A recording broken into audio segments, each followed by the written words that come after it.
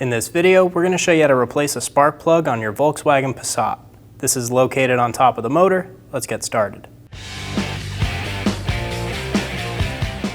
Using a T15 bit, we're going to remove the 2 screws for the intake. Do the same thing on the other side. Pull the intake back off of the plastic trim. Using a pair of pliers, pinch the clamp and pull it down. Remove the intake boot off the intake. We're going to grab either side of our intake and pull straight up. And remove the intake. We're going to remove the connector off of our coil. To do this, we're going to push down on the black tab, pull straight back. You may need to push the connector forward before pushing down on that tab. And remove the connector. I'm going to use a small pry tool to help me pull my ignition coil out. Pull straight up and remove the coil. Don't pry too hard on your plastic. You want to be gentle. We don't want to go breaking this. Using a 16mm socket, remove the spark plug.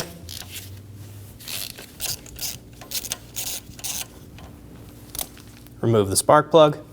I have a magnetic socket, so I'm going to install my spark plug into the socket and then drop it down in. Do this gently.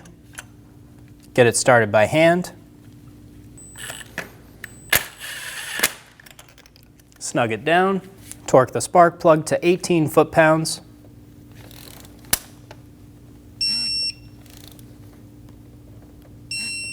Install the ignition coil. Push it straight down into place. Be sure that this side tab is lined up with the slot in the valve cover. Push it down until you hear it click into place.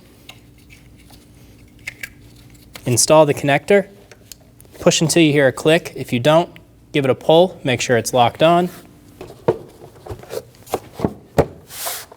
Install the intake into place. Push down on the 4 rubber grommets in the corners and lock them into their posts. Install the boot onto the intake.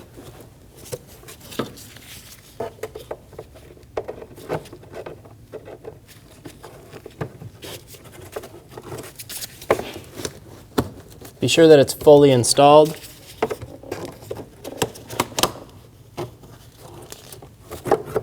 Pinch the clamp and pull it over. Install the intake trim into the front air dam.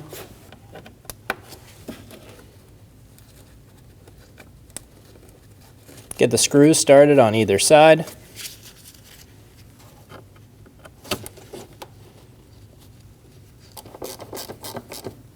Snug the bolts down.